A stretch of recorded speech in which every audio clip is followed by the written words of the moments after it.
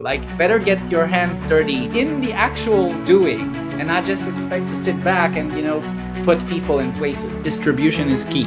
Like, it's very important to work on your distribution, not just the tech. Obviously, you might come into a market where the wave passed you and you're just trying to run after it.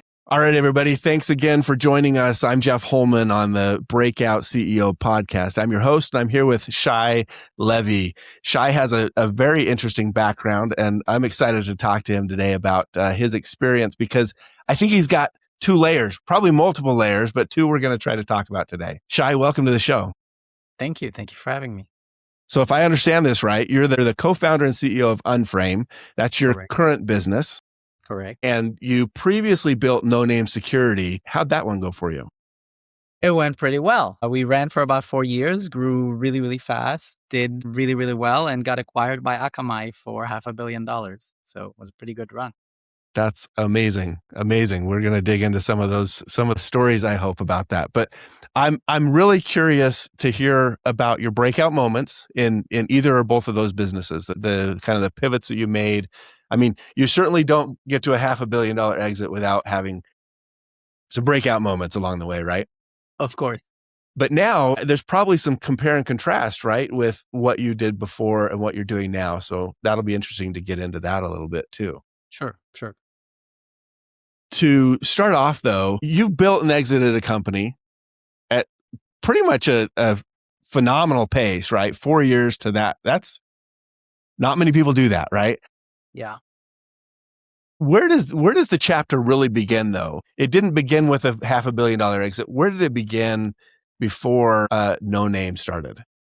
Before Noname. So if we look back at, my professional career, if you want to know where it kind of started, and, put aside the dry facts, I always had this drive in me to do more things than I was actively doing. So let's say I was working somewhere, working for a startup, working for a large company. I always did more things on the side that, like, there were personal passion or things I believe could become a large business or could become an interesting company. And I always had like another thing going. It's not an easy thing to do because imagine you're working full time and then you go home and then you have your hobby, which is, I don't know, somewhat working more. But yeah.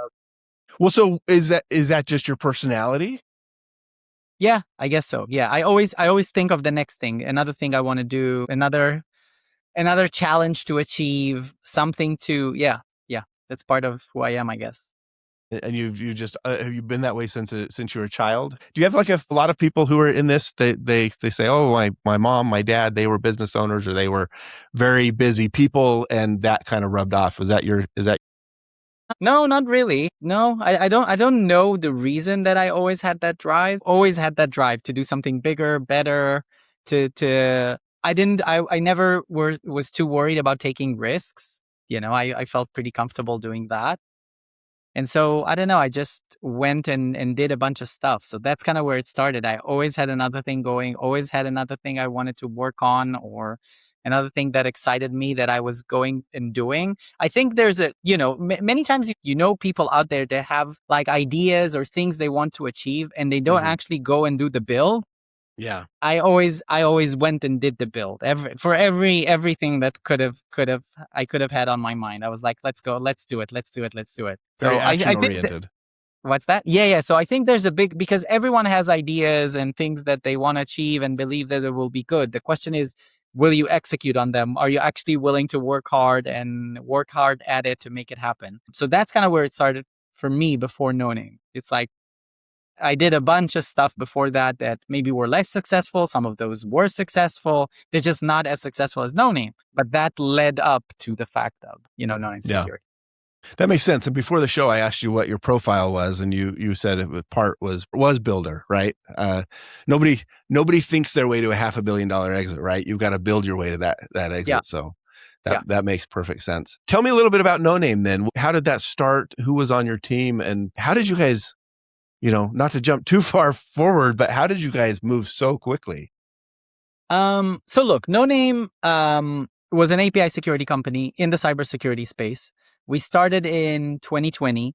I co-founded it together with Oz, my co-founder, which was the CEO. I was the CTO. We knew each other from the intelligence unit in the IDF, Unit 8200. the reason, we moved so fast because we joined a market that wasn't completely new. It was already in motion, was the API security market in the cybersecurity space. And it was one of those situations where you either move that fast or you fail. Like there wasn't a middle ground. I always tell, founders that I speak with that you have to adapt your company to the type of to the market you're addressing. And if the market you're addressing is building out right now, then you have to play really, really fast, play really, really aggressive and go at it. And you're either going to fail miserably or succeed, but there's no middle ground. If you'll kind of play it safe, you're not going to catch the wave, which is basically your market. So Noname didn't have much of a choice. Like we had to play that fast. We always said pedal to the metal. We had to play pedal to the metal. And so, we raised our seed round in the beginning of 2020, A round also in 2020, B round in 2021, C round in 2021, grew really, really fast in the amount of people, grew really, really fast on sales. Everything was fast paced. And basically around mid 2024, we got acquired by Akamai for $500 million because by that point in time, Noname was the leader of the API security market. We were probably the number one player out there, working with a lot of enterprises. So as you can imagine, API security is mainly for the enterprises. And it was a great run. Me and Oz knew each other from before, so it wasn't, it's not like I built it with someone I didn't know from before. Yeah, that's in a nutshell, I guess. Well, I love the summary. I love that you also mentioned catching the wave because before you even said that, I was picturing, these huge wave surfers, right? And I'm not necessarily a surfer, although I'd love to be in another life. But in Utah, we don't have a whole lot of waves. But I picture this, you see these huge wave surfers and they're on these monster waves. What are they, 60 feet tall, stuff like that. And they just, there's no like you said, you can't be halfway in, halfway out. Like you are, I don't know what speeds they reached, but I'll bet they reached like 70 miles an hour or something going down that wave on a surfboard. And when they tumble, they're tumbled and someone's got to rescue them with the wave runners. Like, that's what I pictured as you were talking about that. So when you said, catch the wave, I'm like, you guys dropped in and just. Exactly. And it depends on your market, right? Because if you think about it, you might go into a space or a market that the wave is ahead. Don't start, don't play as aggressive because the wave you're not riding the wave yet. You're just getting ready. Yeah. Don't, pump yourself up with, 50 sales reps. You don't need 50 sales reps. Your market isn't there yet. You're gonna be too early to the wave. And on the flip side, you might be too late. You might come into a market where the wave passed you and you're just trying to run after it and you might miss it. And so I think sliding down the backside of that wave the whole time. So I think one of the most important things you have to do as a founder or when you're starting a business is to recognize in your timing, what type of market you're going into. Is it building right now, really aggressive, going full speed at it? Is it I'm anticipating that market 6 months ahead, building myself up? Because, people say timing is really important. Right. It's true, but also like realizing it, like anticipating, then it's going to be, I'm going to build myself for it now. You know what I mean? Yeah. Well, when you and Oz built Noname, do you feel like you were able to be deliberate and intentional about catching that wave at the right time? How did that come together for the two of you? I think we kind of knew because we always said pedal to the metal, part of our, it was part of our company values, pedal to the metal. And the reason isn't just because, we want to be fast. Yeah, that's true as well. But we had to, that was the nature of our business and the market we were in. And so, I think, I'm trying to think of different points in time. In the beginning is pedal to the metal, trying to get out of static friction, getting the initial customer, initial momentum, stuff like that. Yeah. Then you have the next phase where it's all about scaling, like, ramping out the sales team that is able to sell without founder involvement and all those things. Then it's about ramping up, the customer relations or the customer success because you have a lot of customers and you have to engage with them, how you do that at scale. So you have different points in time in which I think we felt the heat of having to move so fast and playing aggressively. Well, and adapting to the wave as that wave shifts, as you go from one stage to the next, like you actually have to adapt your leadership style or your focus, right? Of course. You're going. Of course, if I have concrete examples of it, Yeah. think about the very beginning. I'm in a CTO hat. I'm sitting with not that many developers, and I'm in it with them. I'm Yeah. not just sitting above, sitting from the back and saying, "Oh, we should do that." I'm like actually like doing the coding, doing the product, doing whatever it needs. Yeah. And as it evolves, I'm starting to see that I'm generally quite an outbound facing CTO in my previous role. So I was spending a lot of time with customers, and it just happened. Like we had a lot of customers that we needed to talk about our space and our approach and everything like that. So I found myself doing a lot of customer engagement. Then we grew up, we became more scalable. And then the customers I was actually engaging with were the very selective few. I wouldn't engage with any customer because, we have a bunch, but the ones that are really large ticket size, okay, those would be interesting for the CTO to be involved. And maybe then you also want to do thought leadership, because when you're really small, no one cares about your thoughts. But once you're big enough and you're leading the API security market, okay, now's the time to do thought leadership. And so you can find in the different areas how we had to play differently, or how my role at least evolved differently. I'm sure if you would ask Oz as a CEO, his role also evolved differently, not necessarily in the same trajectory because CTO and CEO are different, but yeah. Yeah. Did you find that you had any kind of moments of pause as you were making these progressions? Did one of these shifts or perspective changes, did it catch you off guard a little bit as you were growing, or was it all pretty easy and natural to adapt to? No, a lot of things caught me off guard, for sure. A lot of things caught me off guard. Being in an org of that scale that happens so fast, it's also hard to keep a culture because you have 50 people joining in a quarter. Yeah. It's like you're doubling your company size in a quarter, and it's like it's hard to keep the culture intact. The culture builds itself. Like the company culture just creates itself, and so yeah, a lot of things surprised me. Yeah, for sure in that journey. I'm trying to think of one concrete example. I don't necessarily have it from the top of my head, but Well, what do you think while you're thinking about that? What do you think was maybe the one or two key moments in building Noname where you said, "Hey, Oz, why don't we try this?" Or you and Oz are sitting down and you're like, "Wait a second. What if we go after this market?" Like what are the one or two moments where you really gained the insight, or you just sat back and you said, "Wait a second, I think I've got it."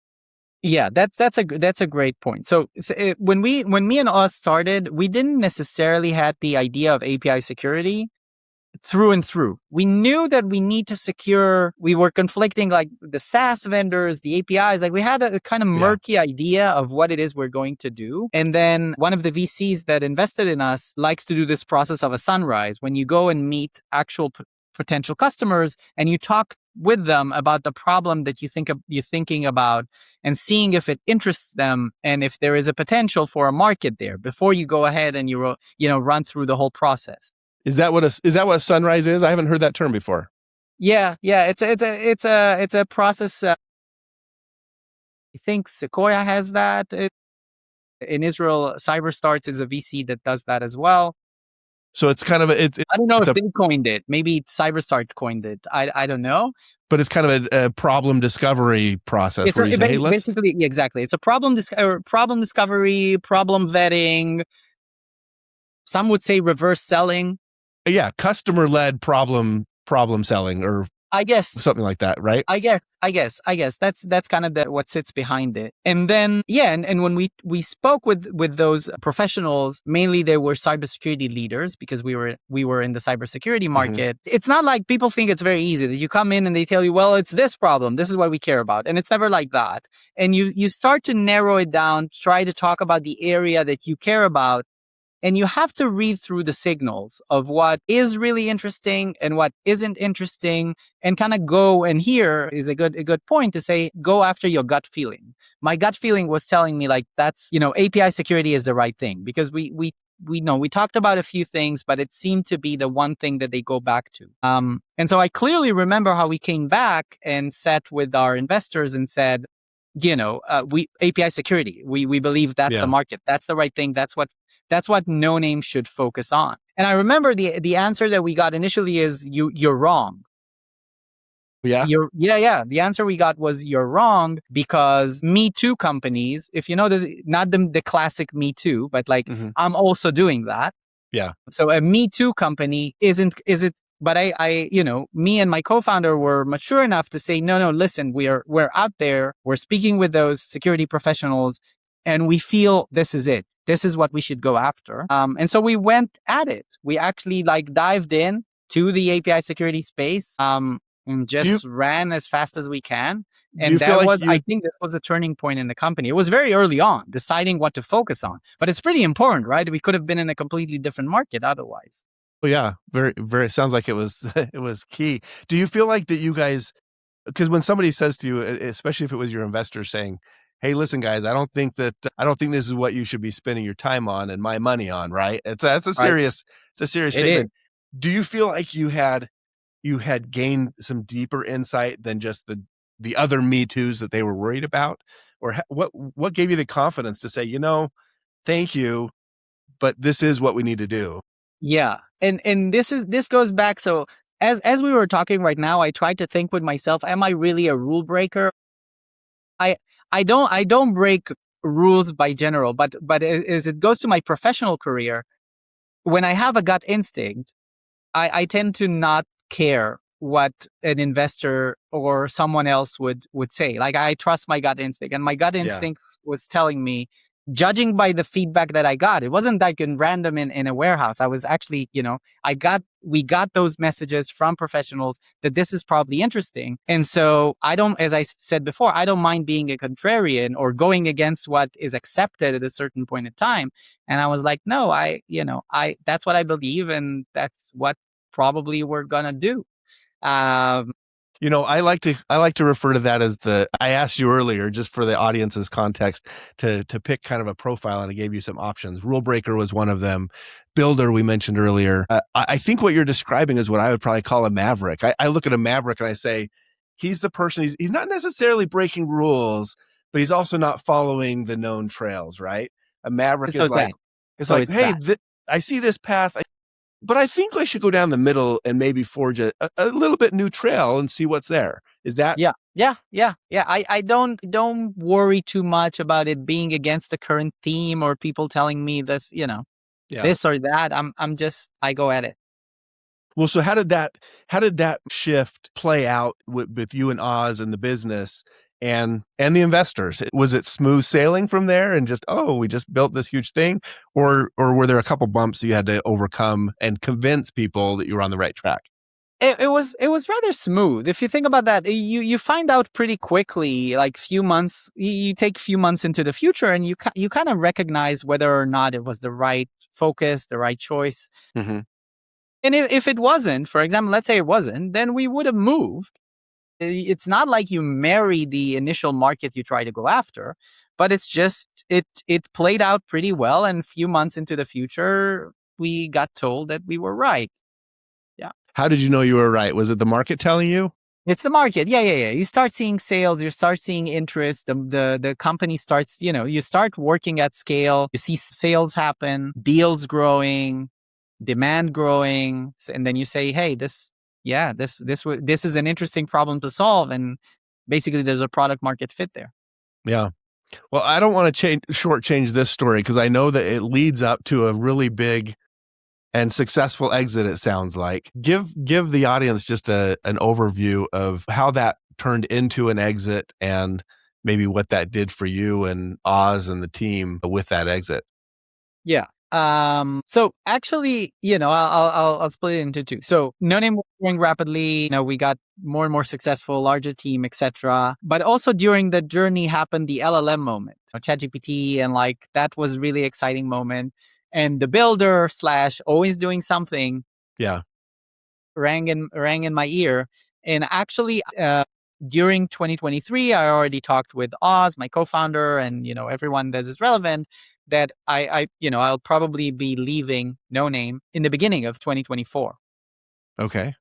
Basically, I had, the way that it went, I actually knew what I wanted to build, which is Unframe, which we didn't talk about, and we can go in a sec. Yes. And I thought initially that I'm going to invest in a company that's doing that. I can't build it myself because I'm in cyber. I just co-founded the company. I'm working on it. But it kind of bothered me, and I was waiting for that company to come and try to raise, and then I would have invested, and that would be it. But no one was building it, and so at some point in time, I was like, I can't anymore. Like I'm gonna just go ahead and do it. And it combined pretty well with Noname becoming more in the operational mode. And when a company becomes more operational, like large scale, it's just like a sales machine. CTO scope can become somewhat limited, maybe a bit boring, some would say. Because you're not building at the same scale. You're not innovating. Is that building, innovate? It's just a different position. It's a different position to be in. And so, I don't know, I found myself, saying, okay, I think it's the right time. I spoke with, Oz is still one of my best friends. Like we talk all the time, but we planned the departure and we brought in new leadership to kind of cover the different spots. And I actually left Noname in January 2024 and immediately started Unframe. 2 months later, there was already like Unframe up and running. And the exit actually happened like few months after that. Okay. Like 2 months into my Unframe journey or 3 months into my Unframe journey, that's when the exit actually closed. Some think I was brilliant because I wasn't part of Noname at the exit time. So I didn't have the lockup and all the things that go with it. Because usually when a company acquires you, they want to lock you up as the founder or the founders, like to stay for a bit. I didn't have to do that. But it was, it wasn't like I did some crazy plan. It's just, I guess I got lucky, but also like I had this drive in me that I have to go out and build Unframe now because now is the time. Talking about the wave, see how it all comes together. We're wrapping it nicely. And yes, saw the wave. I saw this is the time to go after it. And the gut instinct came back and you're like... Exactly. And the gut instinct came back and doing things on, always working on something. And I just went ahead and started Unframe. Yeah. Well, before we talk about Unframe, because I want to hear about that, I'm curious, did you know, was this acquisition or this exit on the horizon? And so that was one of the influences that you said, hey, with everything in play, it's time to jump? Not exactly. So think about that. I didn't know anything about that an exit like that would happen or something, or like that would be the acquirer or anything like that. But I knew Noname is an exciting, successful, growing company that I kind of knew in my heart. I kind of felt that that's probably going to happen eventually for Nonames. So it's kind of a general trajectory issue. The general trajectory told me, the general trajectory was positive, and I had the general feeling that Noname would exit. I don't think I saw it IPOing. So I was like, it was pretty clear in my mind that that's probably going to be the outcome in Noname. I thought it would be a pretty good exit. And that turned out to be the case. It was a pretty good exit. We exited at 500 million to Akamai, and yeah. And without pressing for details, how do you feel about that exit for yourself? On a scale of 1 to 10, was it up there? Yeah, 12. Like absolutely. I love it. And that connects pretty well to the question of why am I doing this, right? Because I could be on the beach for forever and it wouldn't change anything in terms of like what I need or what I have. Like I guess it's not the financial drive. That's not what a builder is, right? You're a builder because you build stuff, not because you accumulate stuff. I guess. So I'm thinking about it often, because starting a company, building it, running it, especially when, you asked about family and stuff, you don't spend as much time as you would want with your family. And so you find yourself often thinking like, why am I doing this? Especially as one that's already sold a company. Because before you sold a company, you can always say, well, I'm doing this to set us up and like be not having to worry about money or whatever it might be. Sure. But as a second-time founder, the question becomes, okay, why are you doing this? And the answers become more murky. And so this is why I answered before, back to your question, this is why I find myself asking myself a lot, like, why am I doing this? Yeah. And when you were in the moment saying, okay, I'm going to go to Unframe, you hadn't had the exit yet. So maybe it made a little more sense to say, let's build Unframe. Now that you've had an exit, why are you still building Unframe? It's a great, exactly. It's a good question, but I think I even when I started Unframe, it wasn't, because it was pre or post exit. It was the drive to to build this company and execute on this idea that I sensed had to be executed on. Someone has to do it. Like I take you back. That's why someone has to do it. This is going to be a very, very big success. It's going to be a huge successful company, one that can actually make a leap in the world, as the way I perceived it. And so, it's an exciting problem to work on. It's a very challenging problem to work on. But if we will execute well on this very challenging problem, you can actually build a giant, giant successful company, much bigger than any other time or problem that I thought of before, that I had throughout the years, or Noname or anything like that. And so that still excites me. I still think that what Unframe is working on and the concept and the work we do is still very important, very interesting, very exciting. And so I think that keeps me going. Yeah. Well, give us the thesis for Unframe and tell us a little bit about what the team looks like right now. Sure. So the thesis for Unframe is simple. I was like, okay, there's the ChatGPT moment. LLM came into the world. All of us got excited, saw all the great things it can do. And then on the other side of it, you have the businesses and the enterprises of the world, and they will want to adopt that technology across so many different things to improve their efficiency, to increase their top line, to do so many things that this technology can probably do. But the biggest question is how. How are they going to achieve that? How are they going to adopt that technology on so many different things they want to do? And then I thought about their options at the time. Some said, well, the existing vendors would just add AI capabilities and that's going to be it. And I was like, no, it's not going to go that way. And some said, well, they're going to build it all themselves because it's easier to build now. I was like, no, it's not going to go that way. Okay, so they'll probably go to consultancies and just, bring, I don't know, different consultancies to help them build. I was like, maybe, but it's not, it's expensive. It takes too long. I also don't think it's that. And so I came up with the idea of Unframe, and I'll first start with our thesis, and then I'll go back to the tech. The thesis says the following. How about, let's talk about a use case you care about as a business, something you think AI can do for you, AI can improve for you, something like that. We'll execute on it and give you a working solution in a week. For free. Don't pay anything in advance. Don't commit up front. Nothing. Just get what you ask for free. Only if it works out for you and you like it, we'll move on to licensing and you'll pay us per solution per year.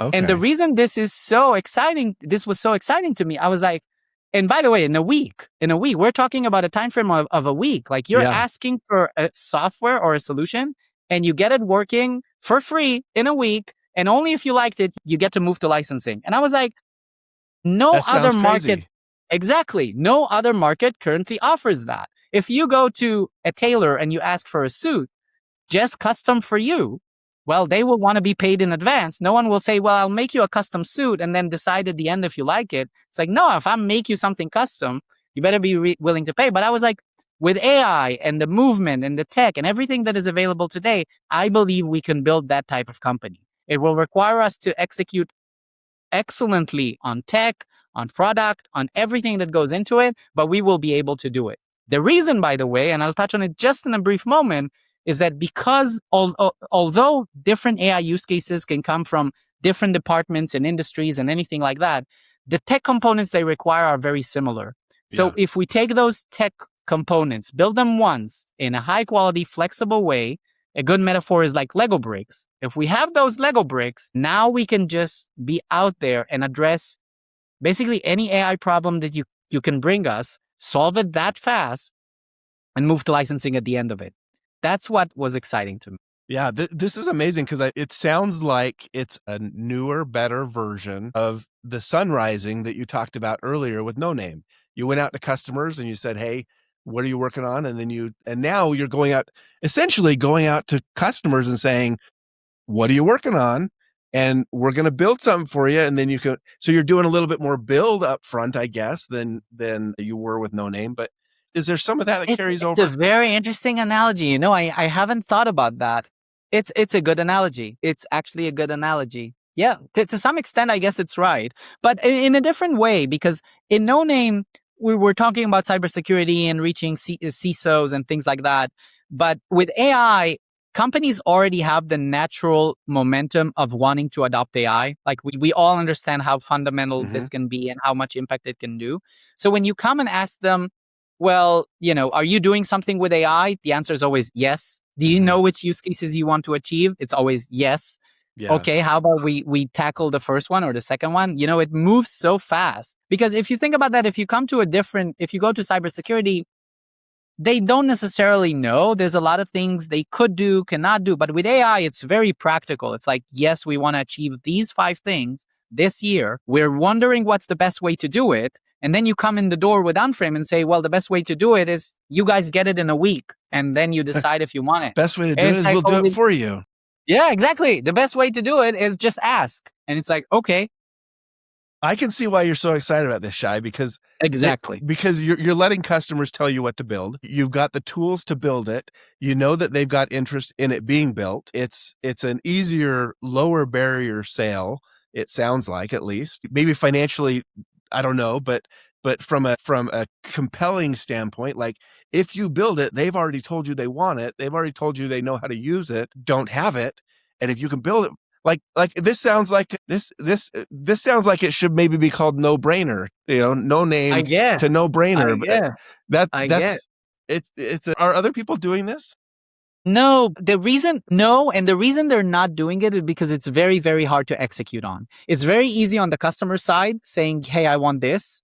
The hard part for Unframed perspective, how do you do something like that? Your tech excellency, like your platform, the platform you rely on, with the building blocks has to be so good that you are able to execute on different use cases so fast and high quality in a way the customer is actually happy, because the power is in their hands. They could easily say, no, this is not what I wanted. This doesn't make what I want. Then go away. But they rarely do. Like when we come back, the number one feedback we hear is, we didn't believe you guys would actually come back. Like we thought it's too good to be true. And now you're back and it's actually working. Like, how did you guys do it? But it's because we excel on tech and the platform that we have. It's because we excel on product and understanding, like, from the problem that they stated, how a good solution would look like, what type of accuracy they require, and the accuracy will meet their expectations. The engagement that they will have with the solution will meet their expectations. And the sales cycle. Honestly, you need to also have really good sellers that know how to listen to a customer instead of coming with a premeditated script.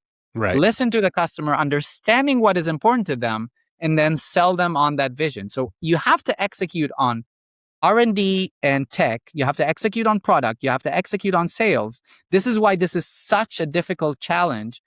For example, compared to Noname, which was completely different. It's a much harder challenge, but the carrot at the end of it is so exciting. It's so exciting. What have you found to be, because as you're saying that, I'm like, this makes perfect sense in theory. It sounds awesome, but if you don't get every piece right, one piece could throw you off, it seems completely. Yeah, completely.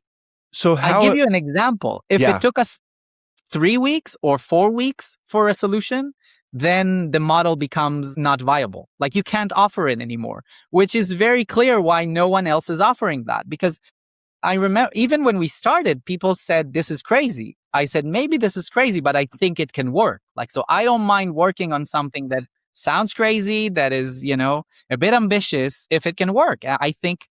But wait, why 3 or 4 weeks? Why does 3 or 4 weeks not work, but 1 week works? Is it just the unit economics of it? Yeah. Think about the economics behind it. Think about, the economics behind it. So for a few reasons. One is the economics behind it on our part. If we had to invest that much time. 2, the economics on the customer side, because a customer that is getting something in 1 week is very different than a customer that is getting something in 4 weeks. By 4 weeks, the They're momentum like, maybe we lost. should have just done it ourselves, or you will lose some. You will convert a lot less. Exactly. You have to hit that mark. And if it takes you 4 times as long to build it, you might have to charge 4 times as much, and then you've outpriced yourself. Everything changes. Okay. Exactly. Everything changes. And by the way, there are companies that are doing the much longer cycles. If you think about the Palantirs of the world, Palantir is a company that comes in, takes a really difficult problem off your shoulders. You'll pay them, tens of millions of dollars. It would be pretty expensive, but they will solve it for you probably through the course of 7, 8, 9 months. And it will work. It will be something custom to you. It will work, but it will take 9 months and it will cost you tens of millions of dollars. In the case of Unframe, it will take you a week. You don't pay in advance. You get it, and you get to choose if you liked it at the end. So this is why I like it. It's like one of one. There's only one Unframe. Like your options is Unframe and everyone else. Because you're out there. You're the furthest out on the edge of this cliff, looking over, Exactly. getting ready to. Coming back to our analogy, getting ready to jump on that next wave as soon as you see it, right? Exactly. Well, so now you're the CEO, right? And so, what does your team look like right now? Is it big? Is it distributed? Who's on your team? So we're about 90 people. Okay. We started in the early 2024, so we grew again pretty fast, as you would think for the AI market, right? Yep. Not surprising Yeah, that the wave is strong. The wave is really, really strong. So we're growing rapidly. We have obviously all the core functions that you will think. We have product and VP product and sales and VP sales, and my co-founders, Larissa, which is our COO, and Adi, which is our VP R&D. So, a pretty solid team. Yeah. And growing in every single department. So growing in the R&D, growing in the product, growing in the sales, growing in the marketing. I don't, as I'm doing this and I'm the CEO of this, I'm sometimes wondering how do other CEOs operate? And I don't necessarily know. I can tell you how I operate. I still have this, okay, what's the area that is currently struggling the most, or I feel I need to go into and make a real impact. And that's the area you'll find me in. And so one week I can be really deep in sales and like doing everything sales. And the next week I can be really, really deep in R&D and tech and the architecture and sometimes even coding, believe it or not. Yeah. I shy from no problem. Like I go for the one problem that we need to tackle right now. And that's the one I'm doing. Well, so, and a lot of people say it's the CEO's job is to remove obstacles so the team can do what the team is supposed to do, right? Sounds like in a sense that might be what you're doing. How do you keep yourself from maybe falling into distractions doing it that way? It's a good question. I think as soon as I recognize the area or the position that I'm like took on right now, whether it's like a CTO for a week or whether it's like sales assistant for a week, whatever it might be, as soon as I feel it, I got it, like they got it under control, I zoom out and I go to the next problem. So you've got good people in place then. People that you've got good people in place then. Yeah, you can jump in, help out, and then be like, okay, we're back on track. It's yours again. Correct. But I jump in with them, right? If I recognize, for example, let's say it's the sales, then I jump in with our VP sales into the sales and trying to make an impact there. And then, okay, they got that under control or like whatever the obstacle was, I feel it's better now. Let's zoom out. I see they're struggling over at product. Let's zoom in into product and let's do some product work for a week. It's interesting that you said that, some say CEO's job is to remove obstacles. Someone, for example, told me that a CEO's job is to hire, fire, and raise money. And for example, that's something that I didn't find very helpful. Like, yes, you need to hire people. Yes, you need to fire people. Yes, you probably need to raise money.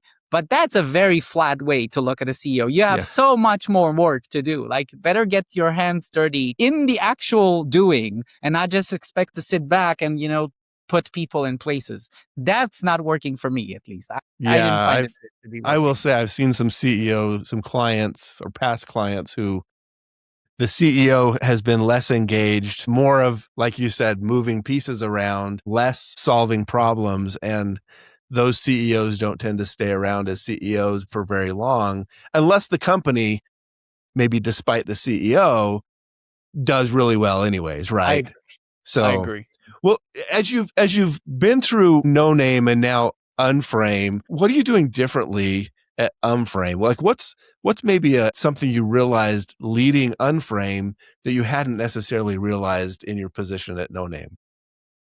I think I understood. So also in Noname, I understood it somewhat, but I think in Unframe, I understood it even more. The importance of people. Like obviously, it sounds trivial, but what I mean by that is having the right people in the key positions and having the right culture with those people is so important. In Noname time, I thought there's the company and there's the people. And in Unframe time, or generally the way I look at the world now, it's the people that make the company. Like Unframe is the people in Unframe.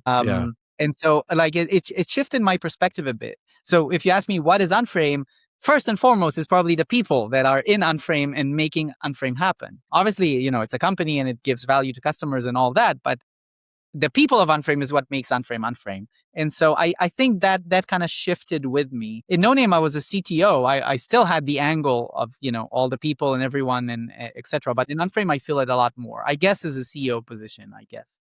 Do you think that's partly because aligning with people, good people, building something with good people also brings you purpose? Whereas in your first go around, part of the purpose maybe was more focused on the financial success of it, but now you've achieved some financial success.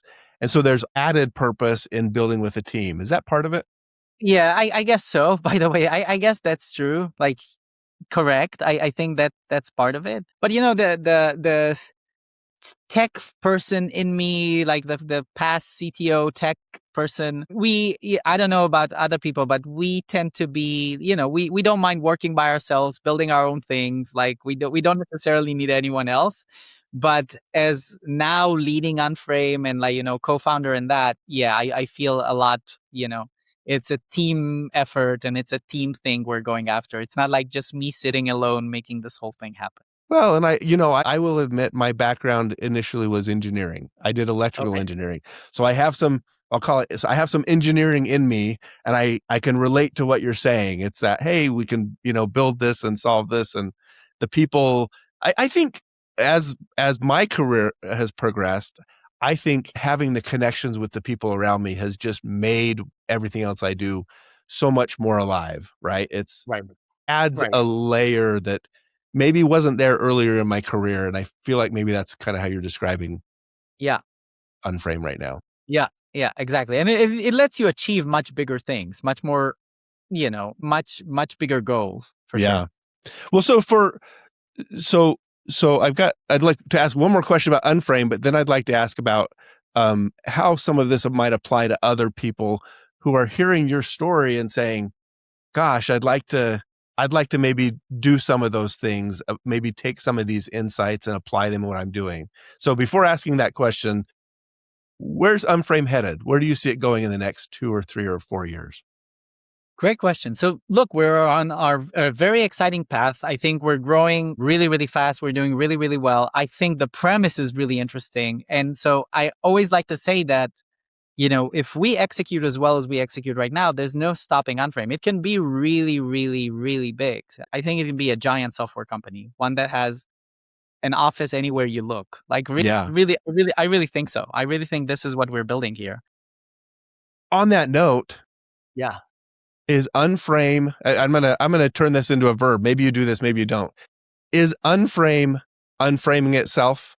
Are you guys running 1-week sprints within your company to build your own tools the same way that you build for the people, your customers? You know what's interesting? I don't know how you'll view it. Is it positive or a negative? Interestingly enough, we don't like working on our own problems because we feel there's so much. It would be much more interesting to work on a problem of our customers, to serve our customers. So you know how they say, I don't know. I guess you have that saying where the cobbler walks barefoot. I don't know if I forgot the I've heard something like it. Yeah, I heard something like that. So, and that gives you a positive signal and a negative signal. The positive signal that it tells you that even Unframe, that excels in AI and can do and build amazing things really, really quickly, is first and foremost focuses on its customers and what it can serve its customers. And this is why when people told me, well, all the companies are going to build their own AI tools, I was like, no, I don't think so. Companies are first and foremost focused on their customers. So if you're AT&T or Verizon, you're not going to sit around and build something that helps you solve Jira tickets faster because that's not your main business. You want to serve your customers. That's the first and foremost. That's what your team is most excited about. And this is why I knew that they would be looking outside. Who can build that for them? Who can serve them? And so that's my angle to it. I love that. Sometimes does dog fooding, sometimes to a solution, but only because we are also serving a customer for that same purpose. We don't sit around and build things just for the sake of building it for ourselves. That's rare. I think it's a pretty raw and counterintuitive response because I expected you to say, yeah, of course we do this. This is our core. is our core practice. We're doing it for ourselves. But your logic makes perfect sense, right? Yeah. We want to serve our customers. If I have free time, let me serve my customers even better. I'm not sitting around serving myself. Yeah, and a dirty little secret in the legal world, which I'm not going to reveal 100%, but maybe next time you talk to an attorney, ask them how often they read their contracts in full that they're signing. It might be less often. Exactly. Right? Exactly. So, so this has been fascinating, Shay, and I really appreciate you sharing all this with me because you've got so many layers going on. How would somebody else who's maybe a little bit behind you on this, on their own journey, a similar path, how would they take some of these things that you're sharing and leverage them so that they can act more like that second time founder the first time around? If someone is behind me and they're wondering, they have all these ideas and they think, how am I going to get it to life? How am I going to? So if someone is thinking, is entrepreneurship for me? The number one is, are you willing to work really, really, really hard? That means that you have your main job, you stop your main job, and then you work on that other thing that you always wanted to achieve or thought of or thought could be possible. Just thinking about it and talking about it isn't going to do it. Are you willing to take on another job in addition to your main job that is just doing that? Will and you then at really some point build? in time, will you really build? Will you actually build? Exactly. And if you do, and you have it in you, and you're a builder, and now you want to go on the journey, I would say you need to do probably two things. One is pick a team. So 1 or 2 or 3 or 4 other builders that will join with you as a founding team, because being a solo founder is, I know some people do it, but to me, it's crazy. I don't know how you could do it alone. So that's point number 1. And then point number 2, just go and speak to other entrepreneurs or other builders that have already done it. There's so many. And as you're going to meet them and talk to them about, what you're thinking about doing, what their tips are, the industry will start hearing about you. People will realize, hey, there's this team there that is talking about a pretty interesting idea. Maybe we should, and you're going to get introduced to a bunch of interesting people and maybe venture capital and investors, and you're just going to meet the industry through doing that. So that's probably my tip to anyone wanting to start. I love that. And I think if I can reframe it a little bit, I think what you just described was, we talked about being a builder and being willing to go build, but then also building your network. I mean, what you just described was being out there in your network, sharing what you're doing, kind of building up that reputation side of the business in addition to the technical or business side of the business. So. Right. That's how you start.